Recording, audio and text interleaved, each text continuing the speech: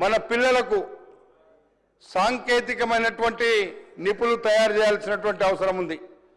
పిల్లల భవిష్యత్తు మార్చాలంటే, ఉద్యోగాలు రావాలంటే అక్కడ ఉండేటువంటి పరిశ్రమలలో టెక్నికల్గా ఉండే వాళ్ళనే తీసుకోవడానికి ప్రయత్నం చేస్తున్నారు అధ్యక్ష.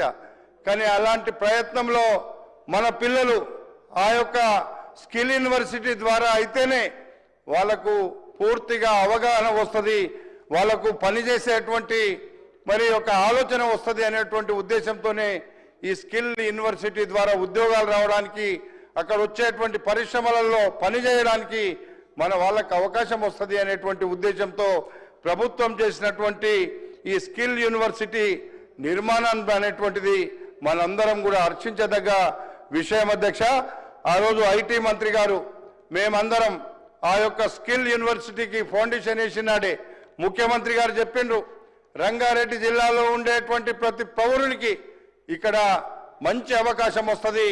దాని తర్వాత స్టేట్లో ఉండేటువంటి తెలంగాణ రాష్ట్రంలో నిరుద్యోగులందరూ కూడా రేపు ఉద్యోగాలు రావడానికి స్కిల్ యూనివర్సిటీ ద్వారా అవకాశాలు వస్తాయనేటువంటి మాట కూడా చెప్పడం జరిగిందని చెప్పి ఈ సందర్భంగా మీకు నేను మనవి చేస్తున్నా అధ్యక్ష. మా సోదరులు మాట్లాడుతుంటే ఇన్నా, ఇప్పుడు స్కిల్ యూనివర్సిటీ మీరు పెడుతున్నారు, మిగతా అటువంటి మన ఐటీ లాంటి సంస్థలు ఏమి కావాలి అనేటువంటి మాట అడిగిండ్రు అధ్యక్ష. కానీ స్కిల్ యూనివర్సిటీకి ఇప్పుడు ఉండేటువంటి టెక్నికల్గా ఏదైతే కాలేజీలు ఉన్నాయో, ఏదైతే ఐటీఐ లాంటి ఒక విద్యా సంస్థలు ఉన్నాయో అంతకు మిన్నగా ఈ స్కిల్ యూనివర్సిటీ ఈరోజు మన అవసరాలను బట్టి ఆ స్కిల్ యూనివర్సిటీలో వాళ్లకు నైతికమైనటువంటి ఒక కార్యక్రమం ఇచ్చేటువంటి కార్యక్రమం తీసుకునేటువంటి పరిస్థితి అందులో ఉంటుంది అధ్యక్ష. దాన్ని మనం అందరం కూడా అభినందించాల్సినటువంటి అవసరం ఉందని చెప్పి కూడా ఈ సందర్భంగా మీకు మనవి చేస్తున్నా.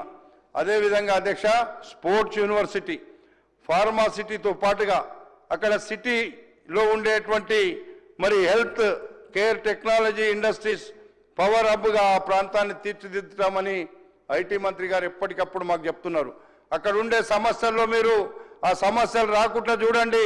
ఈ యొక్క ప్రభుత్వం తీసుకున్న నిర్ణయం ద్వారా అక్కడ ఉండేటువంటి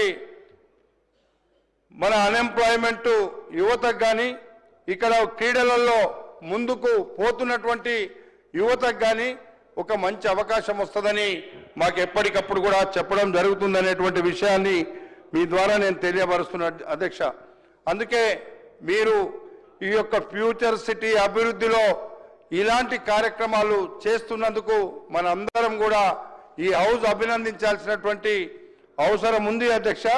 అందుకే హైదరాబాద్ నగరాన్ని విస్తరించడం ఒకవైపు అయితే, అభివృద్ధికి లక్ష్యంగా 18,000 కోట్లతో రీజనల్ రింగ్ రోడ్ అధ్యక్ష. రీజనల్ రింగ్ రోడ్ కూడా వస్తుంది అంటే అది 4 జిల్లాలకు సంబంధించి రీజనల్ రింగ్ రోడ్ లింక్ అవుతుంది అధ్యక్ష.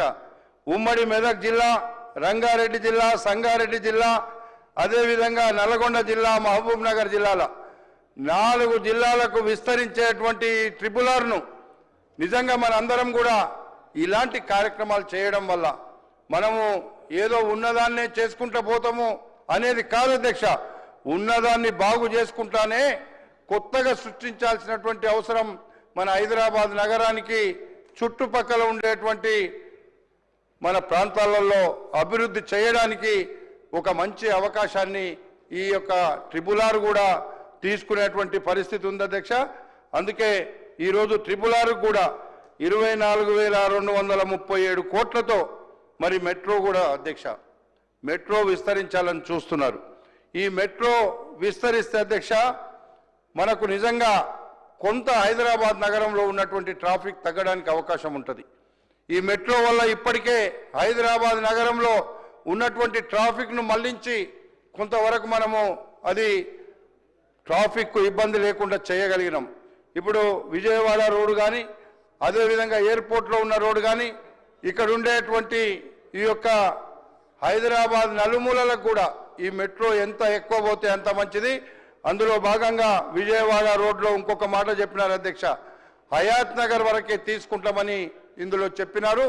అది హయాత్ నగర్ వరకు కాదు, పెద్దంబర్పేట్ ఔటర్ రింగ్ రోడ్ వరకు తీసుకుంటే అది పూర్తిగా అక్కడ ఈ యొక్క ఔటర్ రింగ్ రోడ్కు లింక్ అయి ప్రజలకు ఇబ్బంది లేకుండా ఉంటుందని చెప్పి కూడా ఈ సందర్భంగా నేను మనవి చేస్తున్నా.